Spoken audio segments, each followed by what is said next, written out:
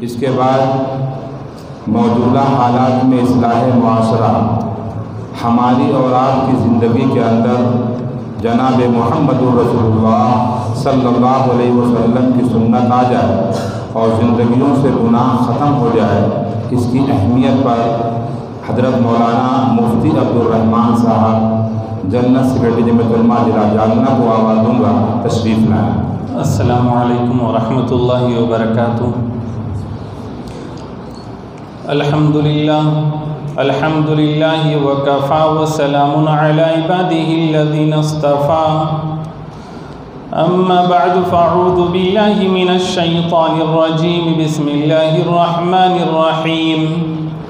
یا ایہا الذین آمنوا قوا انفسکم واہلیکم نارا، صدق اللہ مولانا العلی العظیم۔ وقال النبی صلی اللہ علیہ وسلم، الا کلکم راع وکلکم مسئول عن رعیتہ، او کما قال علیہ الصلاة والسلام۔ وصدق رسولہ النبی الأمی الکریم، نحن على ذلك لمن الشاہدین والشاکرین والحمد للہ رب العالمین۔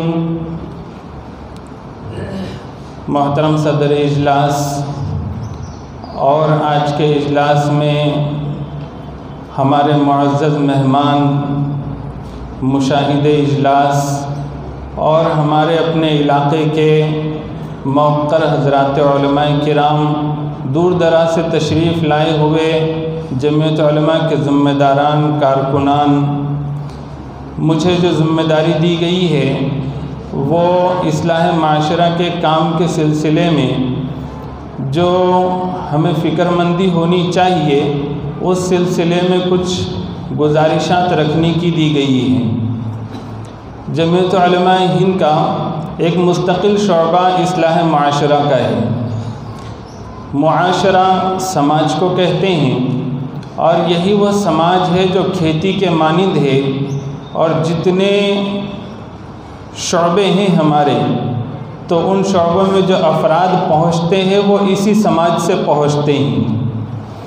ہمارے وکلا ہو، ہمارے ڈاکٹرز ہو، ہمارے سیاسی محکمے کے لوگ ہو، یا پھر تاجر لوگ ہو، ملازم ہو، یہاں تک کہ علماء ہو، یہ سب کے سب سماج اور معاشرے سے نکل کر آتے ہیں۔ اور اگر معاشرہ اور سماج اس طرح نہ ہو جس طرح سے رسول اللہ صلی اللہ علیہ وسلم نے تشکیل دیا تھا، تو پھر اس کھیتی سے نکلنے والا جو مال ہوگا اس سے ہمیشہ شکایتیں ہی ہوگی۔ آج اگر دیکھا جائے تو ہم لوگ اپنے معاشرے اور سماج کا اس پہلو سے جائزہ لے کر اس کے اوپر محنت نہیں کرتے جس طرح سے اس کی اہمیت ہے۔ یہی معاشرہ اور سماج ہے کہ اس معاشرے اور سماج کی اصلاح کے بعد یہاں سے علماء، صلحاء اور مقتدی لوگ ملیں گے، اور ایسے لوگ ملیں گے جو قوم ملت کی تعمیر کر سکتے ہیں۔ آج ورنہ دیکھیں کہ تھوڑی سی چشم پوشی کی وجہ سے یا غفلت کی وجہ سے معاشرہ اور سماج ایسا ہو گیا ہے کہ اس معاشرہ اور سماج سے نکلنے والے افراد سے وہ توقعات وابستہ کرنا ایک نادانی سی معلوم ہوتی ہے جو ہونی چاہیے۔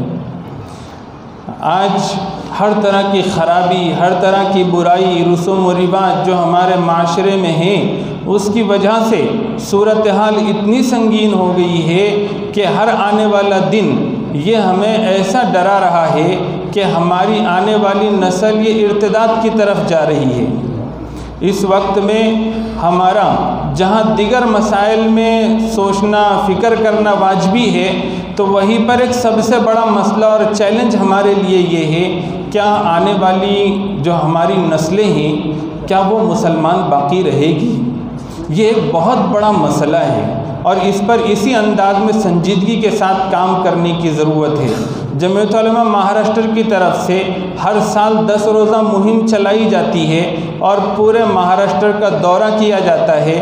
دارالعلوم دیوبند سے اور بڑے مدارس سے اساتذہ کو بلا کر، وہاں کے مبلغین کو بلا کر بیانات کروائے جاتے ہیں، اور یہ ہم اپنی آنکھوں سے دیکھ رہے ہیں کہ ہمارے علاقے میں یہ 10 روزہ مہم جو چلتی ہے وہ اس لیے نہیں چلتی کہ رسمی طور پر یہ کام ہو جائے، بلکہ اس انداز میں چلائی جاتی ہے کہ ہر جگہ لوگ اس کو رسمی طور پر نہ سمجھے کام کو، بلکہ تحریک بنا کر کرے۔